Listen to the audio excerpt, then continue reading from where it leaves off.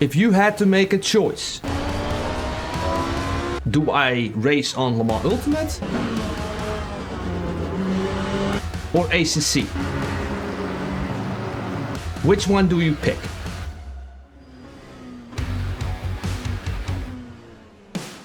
In this video, I will compare the cars, the tracks, the force feedback feeling, the communities, and a little bit of the car setup differences between those two. But before we get into that, we need to talk about, is ACC dead?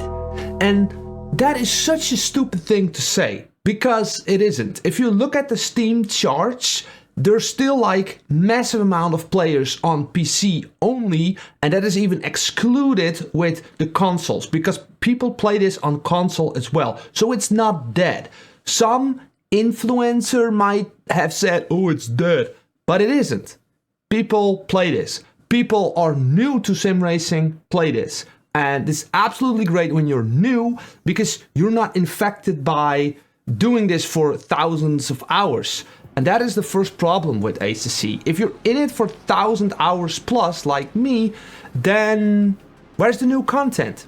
Where's the updates? There's nothing there. Then people say, yeah, it's because of AC Evo. The developers are focused on Evo. Nice. But me as an ACC driver, how does that help me? It doesn't. It's actually a little bit frustrating. I want updates. I want new cars. Or at least update the tracks that we have. But it's not happening. When you go to Le Mans Ultimate, then you can expect updates. A lot of them. And that is the best thing about that game currently. There's a massive amount of future for this game, probably, if the numbers go up, which they did. And if you look at Steam charts, I don't know how they are now or when the time you're watching, but you could see a relative big drop from ACC racers going to LMU, but the LMU numbers actually went up a lot more. So they're not from ACC only, they're from different simulations going to Le Mans Ultimate, which is pretty impressive if you ask me.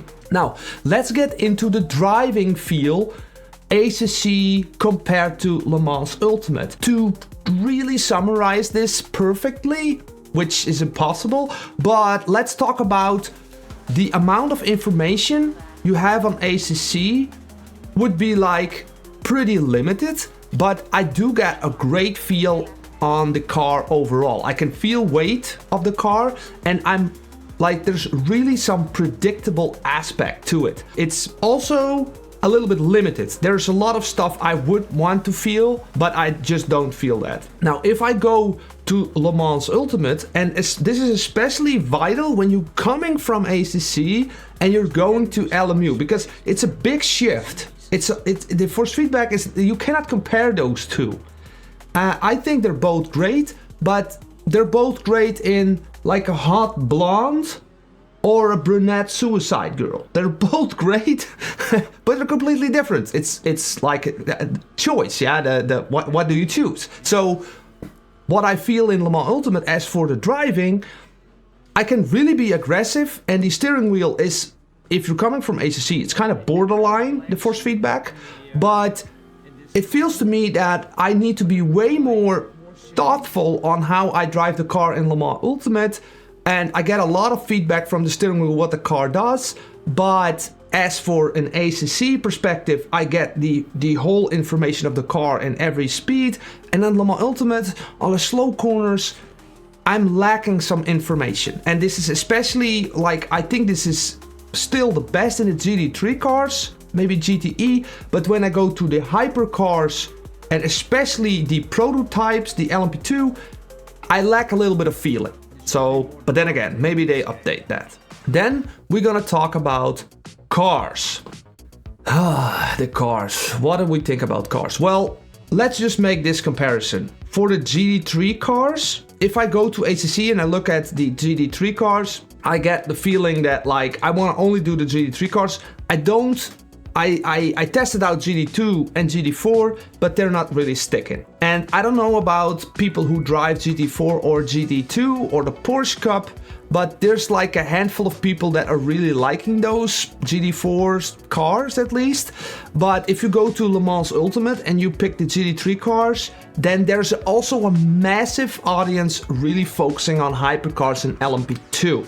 So as for car choice, I think on Le Mans Ultimate it's great. I also feel like maybe they can add a few more cars, but I don't feel LMU needs to add more cars. I think they need to focus on the next thing where we're gonna get into now, which is the track choices. The tracks in ACC, I think they're enough. I think there are vital ones missing. Maybe they're not fitting into those ACC licenses. I'm not gonna talk about licenses. I don't understand licenses, but tracks like Road Atlanta, Sebring, Road America, and maybe a few others like Hockenheim and all those kind of freaky cool tracks, we'll never ever see them there, right? This is a damn shame, but what also with ACC is a little bit of a shame, these tracks are getting old. Update these tracks, update Soundfort, update Spa. Come on, man, we need freshness in that game. Again, they're probably not gonna do that. But what about Le Mans Ultimate? We have 8 tracks, and now they added a little bit of the variants of these existing tracks, which is a great effort. I think that's good, but I want a lot more tracks. Because if I want to build a league now, which I'm building at the moment, I want to create my own small league for my community, and it's gonna be the same tracks. If I have 10 races, there will be there's no variety there. So I would really want to have some tracks. I think the tracks are great in Le Mans Ultimate. I don't really think there is a winner here, but I do think if Le Mans Ultimate actually want to get all the audience from ACC, we need a lot more of them.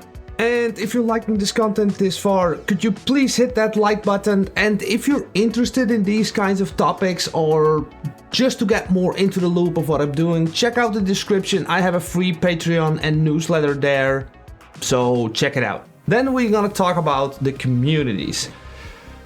Man, if I was like a big, massive ACC community, I would be a bit worried for Le Mans Ultimate, because is there a way to implement, let's say, Le Mans Ultimate into low fuel motorsports? That would be absolutely awesome, but I don't see that happening, or it's not happening. I don't know. I'm very limited on this knowledge, but I think if we could get like races on LFM compared with LMU, like they're mending together. Ooh, if that would be the case, then I don't know what's gonna happen with ACC. So what are you gonna take from this video? Which one should you choose? I think it's important that like you just try them both, right?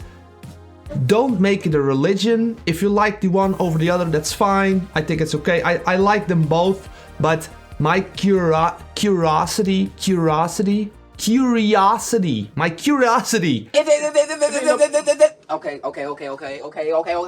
Okay. Jesus. My curiosity goes to Le Mans Ultimate. There's a lot more to explore.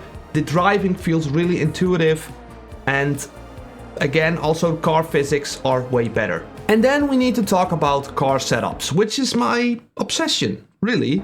And I think Le Mans Ultimate absolutely wins in this aspect, because there's not a clear path in how to be fast. In ACC, there are a few parameters in car setups that you really need to use, because then, or if you don't, you will just miss out. And there's a lot of limitations on some cars that you really need to focus on. But if you're on LMU and you're trying out different car setups, then there's like way more flavor and way more variety there. And also the cars are really good. Like the hypercars, I did some tests with ride heights. If you just put those cars lower, they will get really slow on straights, bottoming out like crazy. And this is just something. Also with the GT3 cars and LMU, there's a lot of variety there that I just miss on ACC. Now what about all the other simulations that you can play currently? Well, I made a video about that a few months ago, and I highly recommend if you look up that one, because there I talk about iRacing, Automobilista, and all the other simulations, what I'm currently thinking. Thanks for watching.